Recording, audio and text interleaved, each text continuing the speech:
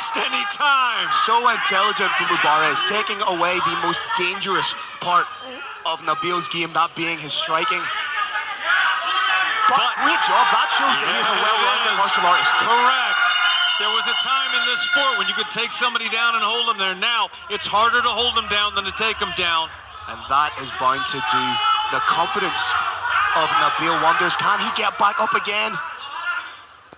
As I said during the walkout, Phil, there is a phenomenal level of wrestling and a little bit underappreciated in Afghanistan. We're seeing it right here. A little bit of dialogue going on. Nasty shots from the bottom. Nabil has guard. He's doing a good job of trying to get himself back to his feet. Mubarak is just trying to almost jump guard into that mounted position.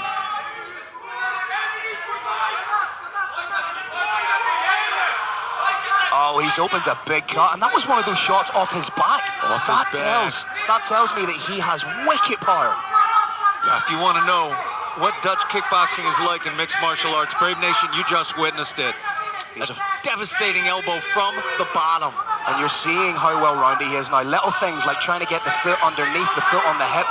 That tells me that he's constantly trying to work, and he does not want to rest in this position.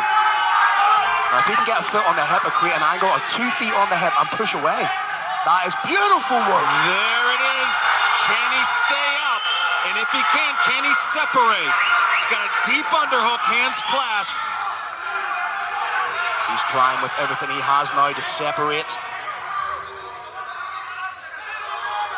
Something that you don't often talk about in situations like that. When you're the man executing the takedown, you're also expelling a lot of energy, especially when your opponent is getting up and you're going down. Not another potential submission. Ooh, that would have been For a ride on Afghan Airways.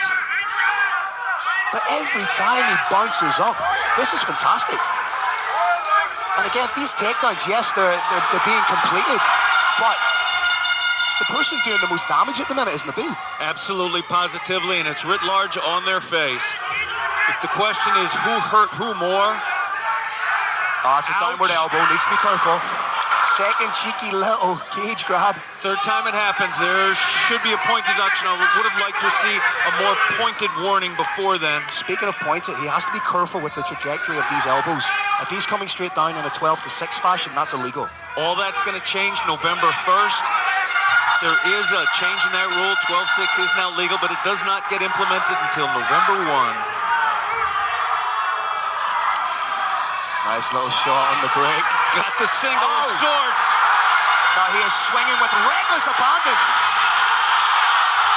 Heavy hips. Needs to get out of this position. Looked like a teleport attempt from Nabil. Ouch! Some of these shots could be considered to the back of the head. Big takedown again from Mubarak. Nice little elbow. Mubarak just skips seamlessly through to the half guard. Arioli looking very calm. Beautiful work to regard. Beautiful work. I think one advantage that some of these Dutch kickboxers may have over people whose background in MMA, Phil, is the number of fights they've had. Yeah. Some of these guys have had dozens, over 50 fights. This is real coolness under pressure. Watch out for the up kick. Oh. Yeah, nice technical stand up. He chinned him. Oh! All right, we're going to pass the side control. I don't believe it's going to last long.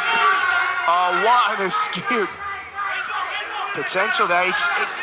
This is what I'm really enjoying about Nabil. When he's on his back, he's constantly working. He's not resting in that position. He's constantly trying to advance his own position or get up. Mubarak needs to cause damage. We saw one of the first attempts at it with a downward elbow. Now we're seeing some knees. He's got 30 seconds.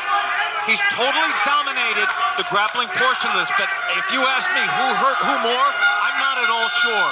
Now I'm getting a little bit more sure. Once Nabil has spent the majority of the fight defending the takedown and on his back, if we're using damage as a criteria here, as a primary criteria, he's caused the most damage in this fight. I think he's winning this round off his back.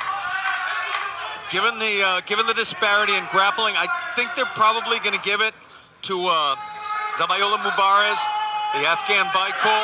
Oh, beautiful And now elbow. he's causing some actual damage. Time runs out. Little bit cheeky. Was that on the bell?